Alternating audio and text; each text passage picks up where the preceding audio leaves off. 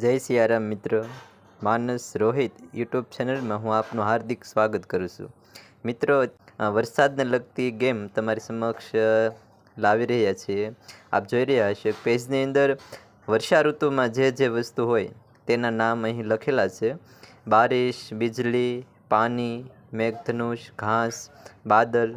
તો આ રીતના 6 સર્કલ કરી અને એના નામ લખેલા છે અને તેની ઉપર નંબર પણ આપેલા છે 1, 2, 3, 4, 5 અને 6. કારણ કે આપણે ડાઇસ દ્વારા વાર કરીને આ ગેમ ખેલવાની હોય એટલે ડાઇસની ઉપર 1 થી 6 અંક લખેલા હોય છે. તો ચાલો મિત્રો, આ ગેમ કેવી રીતને રમાય તે આપણે જોઈએ.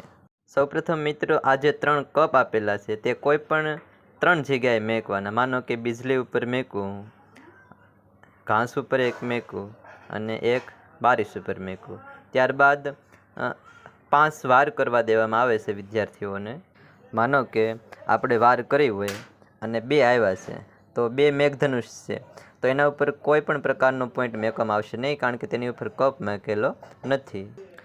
માનો કે આપણે બીજી વાર કરી અને 6 આવ્યા છે. મિત્રો, આપ જોઈ રહ્યા હશો તો 6 નંબર ઉપર બારિશ લખેલું છે, તેની ઉપર આપણે કપ પણ મેકેલો છે. તો આપણે 6 ટુકડા આની અંદર ગણી અને કપની અંદર નાખીશું. આ રીતની 5 વાર કરવા દેવામાં આવશે અને પછી છેલ્લે એના પોઈન્ટ ગણવામાં આવશે. મિત્રો, 5 વાર કરીશું કે છે. હવે આપણે આના પોઈન્ટ કેવી રીતના ગણવા તે આપણે જોઈએ.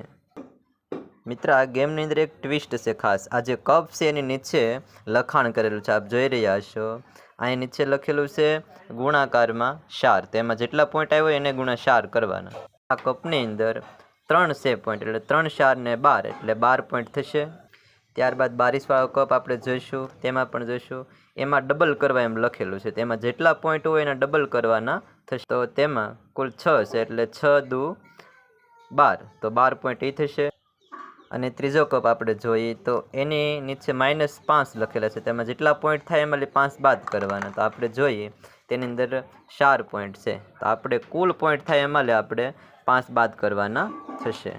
મિત્રો, 24માંથી 5 બાદ કરી નાખો એટલે આપણી પાસે 19 પોઈન્ટ રહેશે. તો આ જે વિદ્યાર્થી હતો એના 19 પોઈન્ટ કહેવાય. તો જે વિદ્યાર્થીના વધુ પોઈન્ટ થાય તે આ ગેમનો વિનર થશે. તો આ ખૂબ સરસ મજાની ગેમ. અગર ગમે તો લાઈક અને સબસ્ક્રાઈબ અમારી ચેનલને ખાસ કરજો. જય સિયારામ.